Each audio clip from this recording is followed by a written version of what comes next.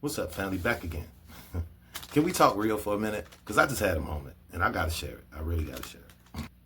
I woke up feeling like listening to some Stevie Wonder this morning. So I got up and I put on, I went to YouTube and I put on Stevie Wonder's greatest hits. And I like too many Stevie Wonder songs to name. So that's why when I need a little pick me up, a little inspiration, or when I want to feel love, yeah, I pop in some Stevie Wonder. So I put on the greatest hits this morning, and while I'm listening, the Master Blaster song came on. Now, if you guys don't know what I'm talking about, Stevie Wonder has a song called Master Blaster, and they also put in quotes jamming, because that's like pretty much the chorus of the song, the jamming. And I read somewhere that when Stevie Wonder made this song, he either made it with Bob Marley, or he made it as a tribute song to Bob Marley, or he made it as an homage or something like that to Bob Marley, because Bob Marley also has a song called Jammin'. If y'all not, if you with me, but this in particular song, I remember back in the early '80s when I was a child, this song got played, the Master Blaster song, the Jammin' song. It got played in house parties at my house. It got played at I lived like right on I lived on Gaston Streets, where back in 60s, 70s, and 80s, that's where all of the black clubs were. So, you know, you can hear all of these things. My Uncle Johnny had a restaurant on the corner. They all played, you know, black music or whatnot. And the significance of the jamming song, the Master Blaster song, was all my life, as long as I've been hearing this song, I thought it was a song about jamming, you know, having a good time. Even, you know, from a musician standpoint, when you hear a musician say jamming, that means, you know, they playing they playing instruments or whatnot, or they're rehearsing, or, you know, they're just getting together to bang out, you know. But in this particular instance, because the song was played in the places I heard it, I assumed that the song meant that, you know, you was just having a good time, jamming, you know. I never listened to the words. So this morning I'm on my way to the store, and I got it playing in the car. And I actually listened to what he was saying, and the words didn't seem so close together. Like, you know, sometimes when you hear songs, the words are so close together you can't make out the words, but your mind tells you you're saying one thing. And I know you've all had that laugh with your friend, where, you know, a song comes on and your friend's singing it, and they're singing the words all wrong, and y'all laughing at them because those are not the right words. But that's how the friend hears it, you know. And that's the situation with the jamming song for me. But today, like I said, I had a moment, okay? And this was the moment I had.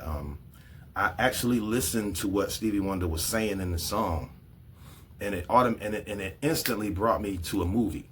Ice Cube had this movie back in the day. I don't remember the name of it, but it was like early in his acting career, where he was playing a African American, a person who was actually from Africa, but now in America, living in America, going to school or whatnot. And he had like a death in the family or something, so he had to go back to Africa. And when he got there, his family told him that his little brother was missing. They didn't know where he was, so he had to go out and find the little brother. And when he found the little brother was on drugs. And once Ice Cube got with him, he told him, he said, you know, we can't do like our brothers in America. You know, they got free and then they got high, you know.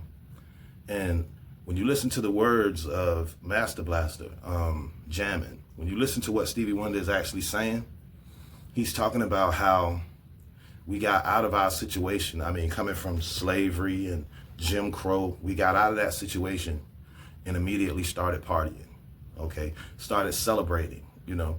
And some of the lyrics in the song Jamming, he said, there's no time for celebration because we've only just begun. Peace has come to Zimbabwe. First was right on the one.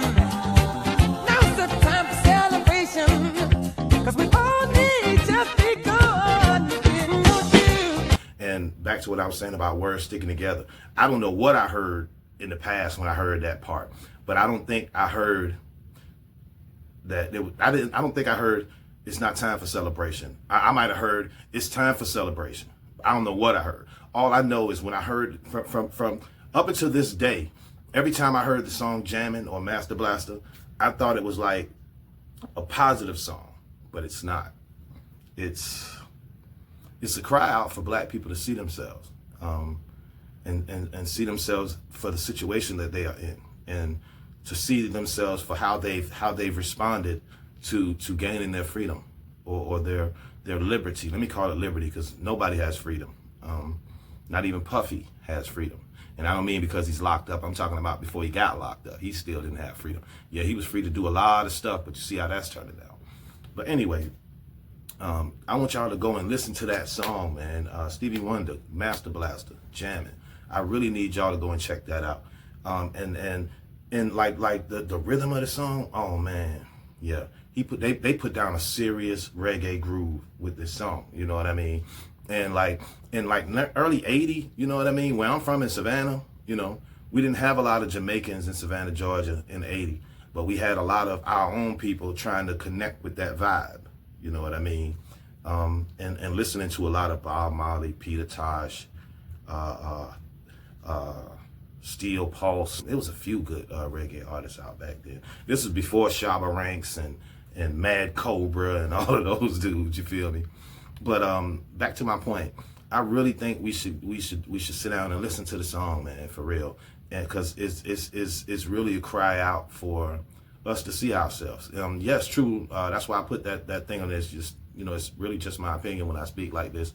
But I'm just trying to share my thoughts, and it wasn't so much as an epiphany for me. It was just a moment. You know, it was a moment where I realized I had been a fan of something without understanding it truly, or without checking it out truly, or really listening to the song. I think I was caught up in the groove and the fact that it was just a good vibe. You know what I mean? It's a real good song. You know, and I mean that sonically. You know, but when you examine the lyrics, you know, that's where the song takes a whole nother. You know, the song already has this deep hit, but then when you really understand what he's saying, oh man. Now, I mean, I've been hearing this song for 40 years, but it hit so much differently this morning. You know what I mean? Especially when when I was hearing the lyrics, like I'm telling you, and seeing that I was wrong, or whatever I thought Stevie was saying, it wasn't that. Okay, this is it's not a war cry, but it is a cry out for black people to understand their position, you know. And I mean that. Like the video, subscribe to the channel, share if you get the opportunity, comment if you have anything to say, and I'll catch you on the next one. Thanks again. Salute. Hey, it's T-Moo Morpheus. Like the video, subscribe to the channel, comment, share. Hey Trinity, you getting this?